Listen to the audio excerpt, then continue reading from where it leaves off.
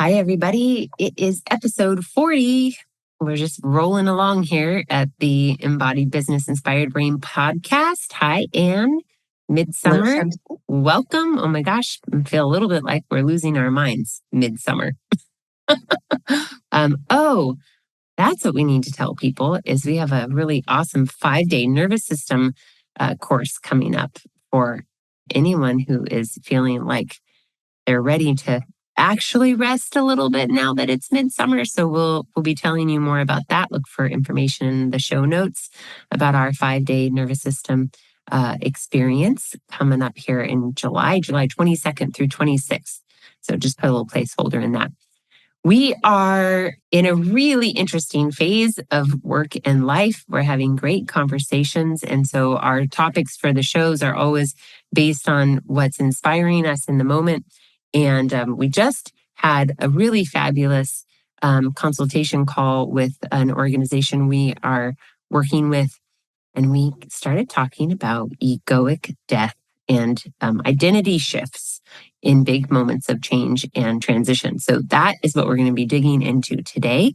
So if you have ever experienced changing your identity, shifting your identity in any way, you're going to want to listen to this whole episode. We're going to keep it short and sweet. And we're going to start with what's in process, what's in progress.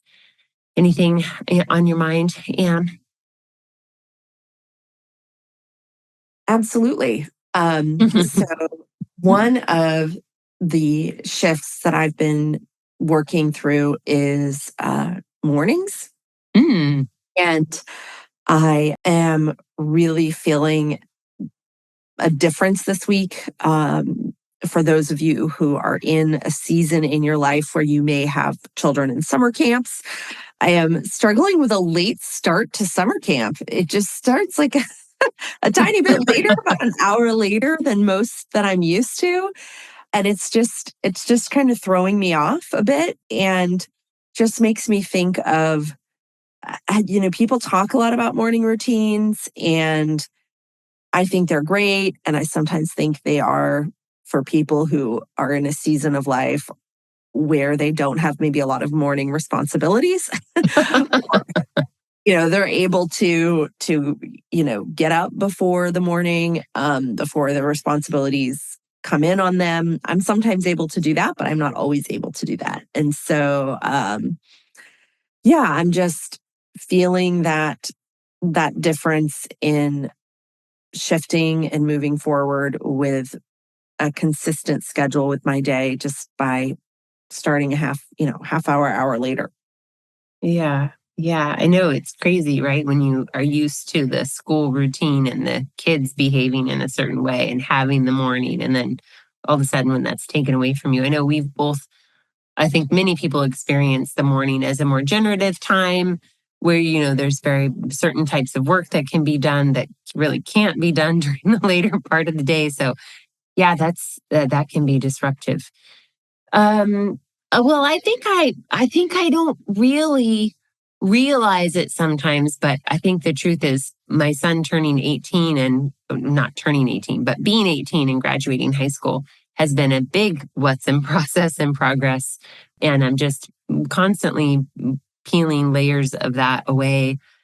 We're now like a solid month past graduation, and he's doing all kinds of really fun things with friends and family.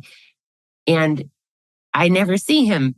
We went on a big trip together, but now that we're home, he's like, off with his girlfriend and doing things. And it's just so interesting to reorient yourself in your relationship with your now, emerging adult child.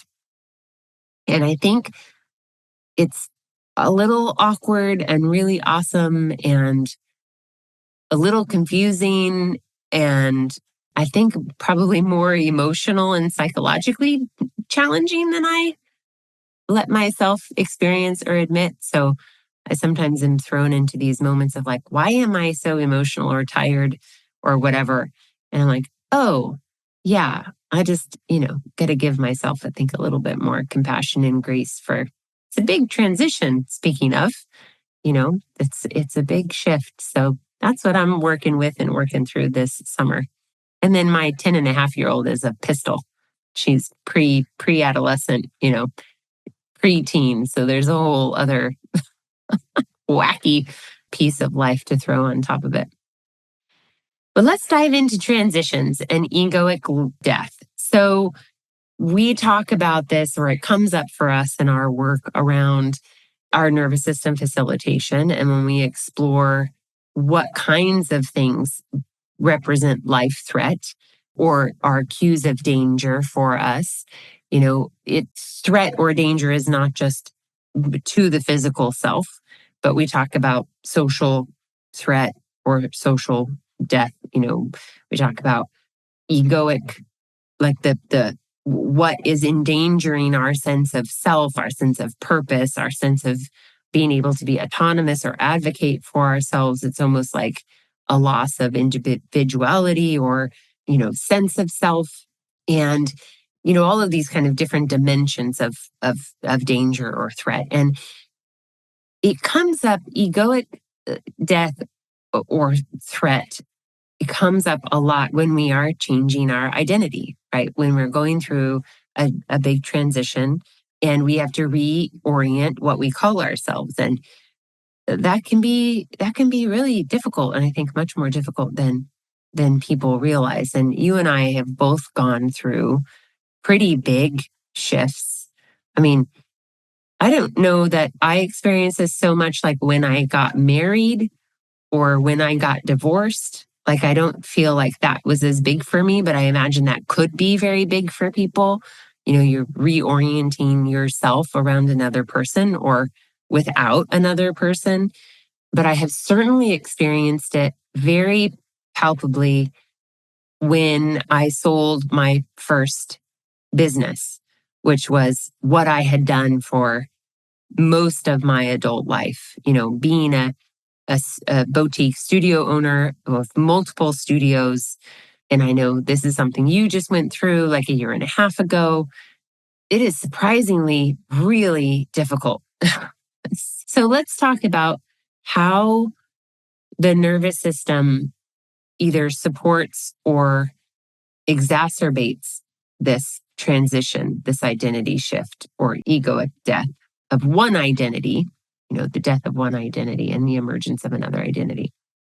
What was some of your experience, Anne, when you started to think about selling your business and no longer being called a studio owner or however you oriented? Yeah, absolutely. I mean, it was something I had thought about for a while. And I think for me, it's like when I enter into like a new business project or I've started a new business, I think a lot of times I want to sort of explore all the opportunities there are in a business. And so, opening a business very young at 23, I never climbed a corporate ladder because I built a business and I climbed the ladder in my business, right? But I wanted to climb. I wanted to ascend. And so, again, as owning a boutique studio, that was becoming a teacher, hiring other teachers, teaching teacher training, of which you and I did on parallel paths for many years, going into mentorship, presenting at conferences or writing books like you did. Like there's just you really get to know your industry and you grow within it. And I think at some point, I just realized I had done everything I had done within that space, within that domain. And I'm a very curious person, and my curiosity really started to wane, I think. Mm. Towards the end of my business, I said, well, I don't want to work in my business anymore. I just want to be the business owner. And so with help, I learned how to do that because I didn't know how to just own a business and not work in a business. And that was a huge growth. And then I did that too. And then I think, so for me, I think at first it was just making a hard decision that how do I communicate this to my team and to my clients in a way that is really supportive for them? How do I sell it in a way that is, I chose one word for the sale, which was grace, that I just allowed that grace to happen through the sale of the business. And then I think like later, like egoic death, I think kind of comes in like waves a little bit Mm-hmm. because it was like at first I sold it and I was like, I mean, I felt immediate relief because it's like sometimes when you're just adding a grain of sand at a time, you don't realize the, 70 The pounds weight that's of a on your thing. back Yeah. because it's just been a grain of sand at a time until the weight is gone. And I think there was a lot of that. For me, the egoic death has more been, I really defined myself as an expert in that community. And then, you have to sort of, you have to redefine yourself as an expert in a new community. Right. And so I think that was more, and that was a death that didn't happen right away. Mm. That happened. Now, can you transfer your expertise? Can you leverage it? Absolutely. But it's still not the same as just being in that one domain for a long time. And so I think that egoic death of like, well, I've had this business for many, many, many, many years was amazing and supportive and cool. And I'm so happy I had that when I'm young. Mm-hmm. And now that transition is like, okay, well, how do I transfer that expertise in a way that feels really good and that is obviously getting the results you want for your clients and things like that. So I think that's been the most recent shift that I have felt that came later Yeah. after selling the Yeah. business. Yeah. We'll talk a little bit because from my perspective, the early parts of deciding to sell the studio were the hardest. Watching you at least from the outside. And if I reflect on my own experience of disentangling myself from my previous partnership in my second studio and trying to find a productive and lucrative way to extract myself, like it was so hard for so many reasons. But I also remember constantly under the surface this voice that was like, who are you and what will you be worth if you're not this thing that you have spent 20 years being or 15 years being? Because I was not only a teacher and an educator, I had become a mentor, and all of that was wrapped up in the hierarchy for me in terms of my ego was that I was a studio owner. I was a business owner. I had built multiple businesses. I had grown them. I had a large staff. I provided for them. So my positioning always outwardly to the world was to say, I'm a business owner. I own multiple Pilates studios, rather than I'm a Pilates teacher. So for me, I was never like, it's like I knew there was a part of my identity that would be preserved and passed on. But the thing at the top of like being an owner, there's like power in that. There's like legitimacy in that, or at least for me. And so I know that for me, under the surface, there was always this voice of like, you know, if you're not this, what are you? What will you be? You've spent all of this time doing this thing. What else? Because I couldn't, it's like this perceived void, identity void that I didn't know what I was going to be. What was I going to call myself? So I can recognize that in my experience and observing you in the early stages of deciding to sell the studio. I'm curious, what kind of inner dialogue were you having, if any, about like letting go of this thing that you started very young and had for 20 years? I mean, it's the only thing you had done. What was it like in the early stages? Just I think for people who are maybe in the early stages or, feeling that nudge or that urge to make a big shift. Yeah, I mean, I know that my body was like, I'm done. Mm-hmm. And I think that there was a lot of just fear around there was a lot of fear around letting go. Like, I tend to hang on to things. And you have taught me a lot about let's move forward. Like there's another opportunity for you, for all of you listening out there. Yeah. Right. And I think like part of my identity was the stability. Part of my identity was that I had done something for so long. Yeah. And it almost could have been anything. Yeah. Sure. Like my identity is that I do something and I do it for a while. It was almost like that was the identity. And so who am I if I don't do something for a long time? Oh, interesting. Like I think, and I actually feel that now, so I'm like, and then I always have this, well, I did that for 20 years. Well, I've been, supporting businesses since 2016. That's 8 years at the least. Yeah. Businesses outside of myself. So I'm thinking of when we really formally began working together. Yeah. I was doing it more informally even prior to that. Mm-hmm.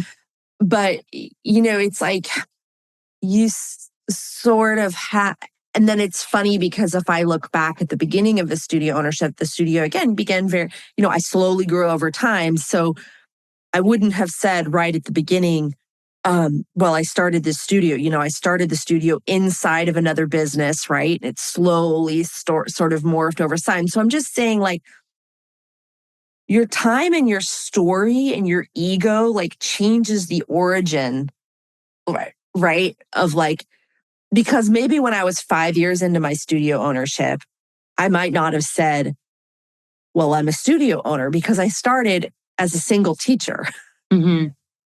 Right. And so it's more like the longer you're in something, I think your ego kind of globs onto this egoic label. Yeah. And Yeah. then even change the origins of your story. Right. Mm-hmm.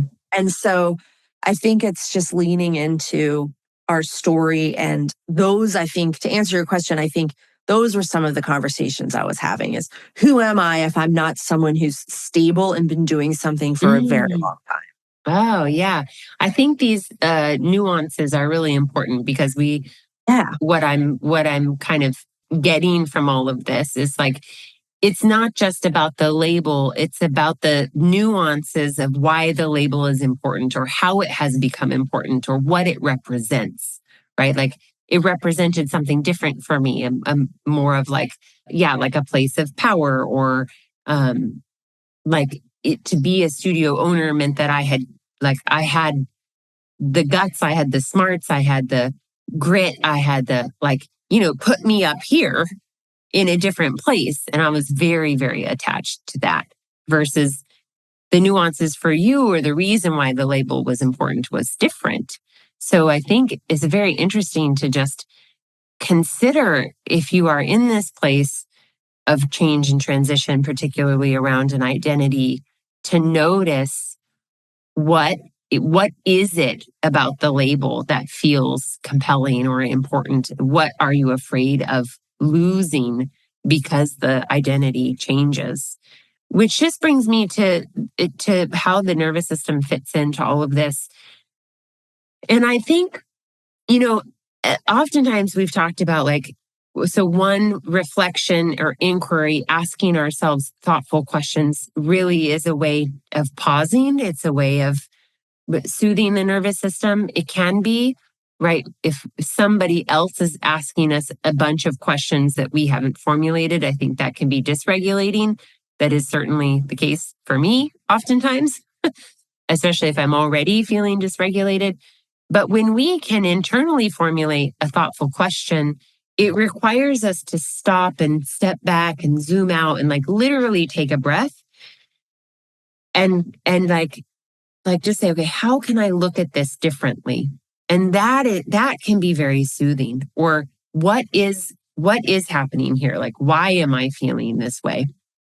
And anytime we do that, that reflection can be soothing and help us just take another step forward from a place of steadiness and responsiveness and ease rather than a place of fear and anxiety and what we talk about is negative urgency, right? This kind of tension full place of, whatever it is. I don't know what I'm going to do. I don't know how to do it. I'm going to lose so much. people are going to think this and that of me, like whatever it might be. So when you were transitioning out of your business a year and a half ago, you had already been really enmeshed in the nervous system work. So can you talk a little bit about what was helpful? Like what tools did you lean on or use? So some of the tools that I leaned on was just awareness, like knowing that I was dysregulated, um, knowing, how can I change my physiology to support my work through this. So just that knowledge, just knowing that was, awareness is like half the battle, right? Knowledge is half the battle. You have to also take action. So it can't just be the navel gazing or the awareness. It has to then be what action will we take? Also, I was lucky enough to just be in, I think it was weekly or bi-weekly practice of nervous system work, usually led by you, sometimes led by a woman we've worked with closely in the past, Trinity Minty, working with her. And so thinking and just leaning into that, also knowing that there was co-regulation happening so that my nervous system would affect those of my team.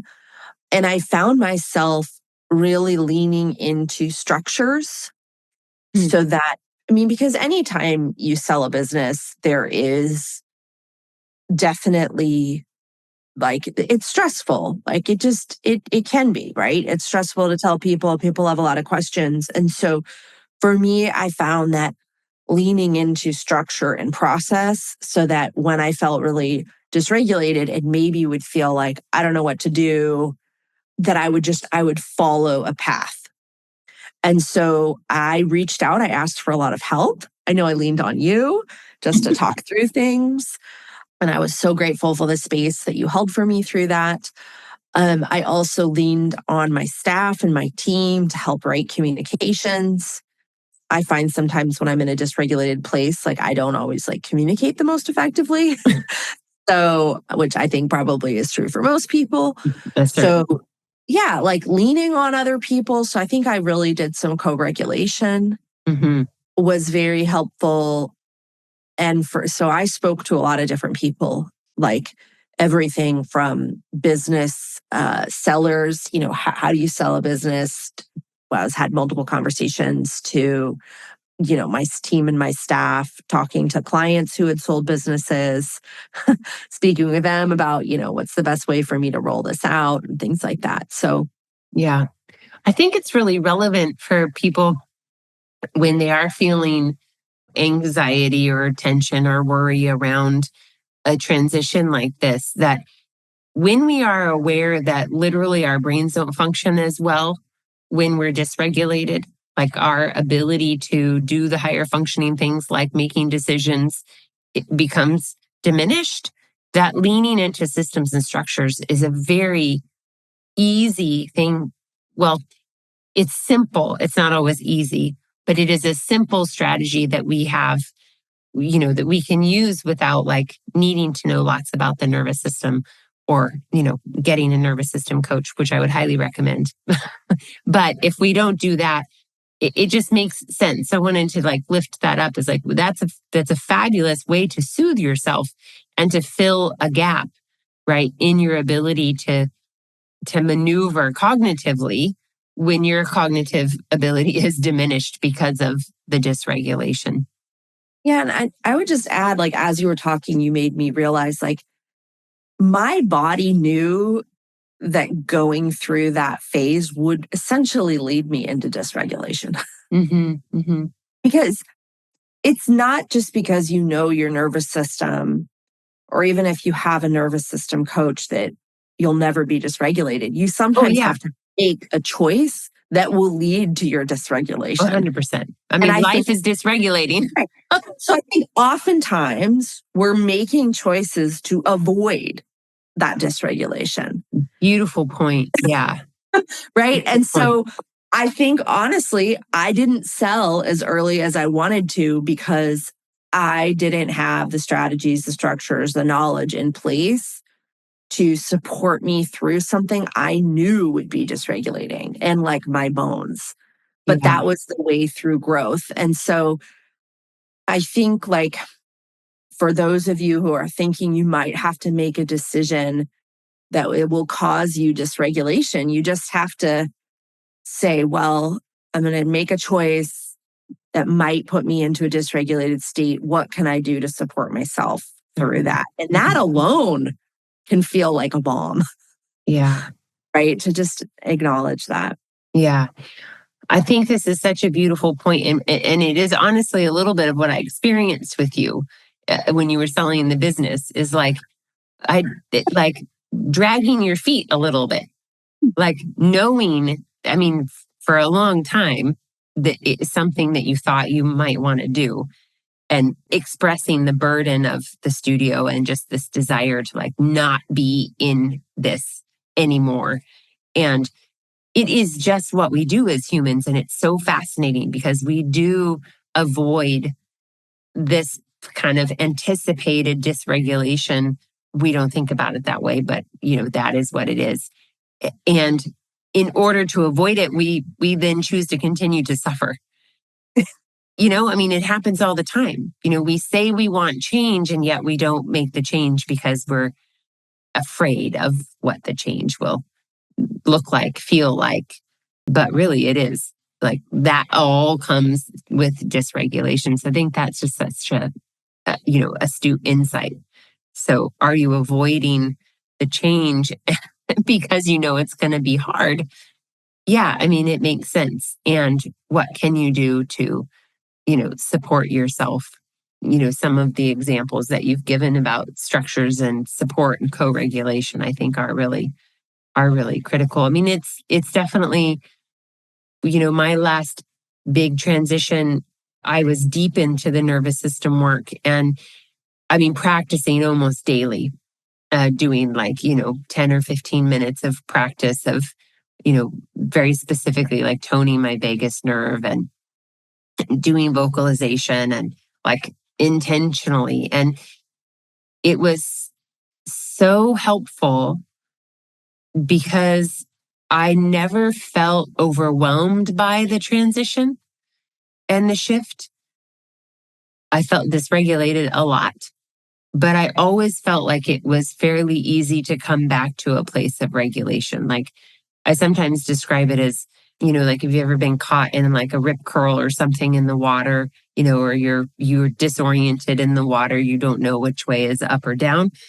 Like I felt like that for probably 2 years, but I never panicked. Like it didn't come with it, it came with a sense of calm. It came with a sense of like, oh yeah, the things are really crazy and I don't know which way is up, but I was never panicky. I think it just speaks to the reason I mention it is because it's the product of a longer term practice, right? Of a consistent practice and awareness. And really, it's not like I was constantly analyzing my nervous system, and being aware of it in a hypervigilant way. It was more just that my nervous system was well attended to and very flexible and very resilient. And so that was not the case when I went through my first big egoic shift, when I sold the studios.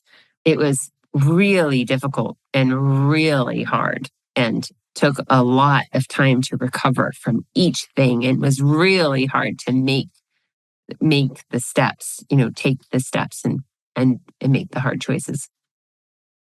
What else is there to share in the moment about this idea of egoic death and identity shift? Anything else coming to mind for you? Yeah, I just think it's the sharing with our audience. When you're listening to this, that knowing that if you are making a shift within your business or your identity, I mean, women go through many identity shifts. I suppose men do too, but I'm a woman, so I've felt them. Like, I became a mother later in life. I definitely felt a huge shift in my identity. Hmm. when I couldn't just work as much as I wanted to. Um, so that was a very big shift for me, and one only now that I think I'm coming out of. So that personal shift as well. I also got married a little later in life. So I think, really seeing myself just again, as a team, which I'm really appreciating. And it was an identity shift. So I just think like knowing that if you are going through an egoic label or an egoic death or an identity shift, that may be just regulating for your nervous system. And that is okay. Yeah. It is. I mean, I'd be shocked if it wasn't dysregulating for you because we have so many stories and we have so many identities and people know us as this thing. And so it's really interesting. And I just want you all to have compassion for yourselves if you're feeling dysregulated by shifts in your identity throughout your life. Yeah. I think it's one thing I came up for me earlier when you were speaking that I maybe close with is one thing that we talk a lot about in the nervous system work is, that there are things that are very difficult to simply think your way through. And when you try to, you come up against all these pitfalls that, your body is clearly communicating something to you and you're not listening. And so it makes all the thinking and doing harder because you're just trying to think from a place that is already like habituated, and storied, right? Like you already have a story about this is better than that, or this is safer than that. And one of the things that we talk about is can you feel your way through the decisions, right? And lean into the intelligence of what your body is telling you to disrupt the meaning that you're making about a thing. It's like I'm always reminded of, I think it's at least attributed to Einstein of like doing the same thing over and over again, expecting a different result is the definition of insanity. It's a little bit like that. Like your mind has a very particular way of thinking about things, of perceiving things, of making meaning out of things that's historical back to your early childhood, and other poignant moments in your life. And sometimes it's literally impossible to think differently. So it's not, it's because that's the brain's like way of like keeping you safe, right? You're just like, you just do the thing that you've always done. You work from the place where meaning has been made in the past because that's what's safe and how you orient in the world. But it's not always the best strategy for making change. And the nice thing is that our body tuning into it and listening to what it's telling us, we are faced with a decision and our heart starts to race and we start to sweat and we can't sleep. It's like your body is telling you something. It's like telling you that you're making the wrong decision or telling you that you need to make a different decision or get some support or you're not ready.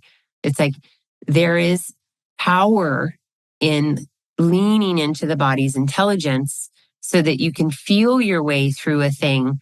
And in my experience, when I can do that, it calms my nervous system and I can begin to disrupt the thinking patterns, the old thinking patterns that maybe got me to the place I'm in that I don't want to be in the first place. And then I can, what we say is restory, right? We can reshape the story because we're not just, it's not at the top of the hierarchy. It doesn't have the power anymore, right? We're leaning into a different body of wisdom. And so I was just thinking that is really powerful as a tool for shifting identity, right? Is like getting yourself off the hamster wheel of whatever it is you think is most important, even when you desire change, right? It's that kind of conundrum of desiring change, but then doing the same thing anyway. Yeah. Alrighty. Well, I think that's a wrap for us. Interesting topic today. Feels a little bit kind of heavy, but hopefully it was insightful and interesting to everybody. Take a look in the show notes for if you're listening to this anytime in the recent past. for what we've got coming up with our 5-day nervous system program. And we've got a 28-day program coming up too in the fall. So I think that's it for us. Thanks for listening, everybody.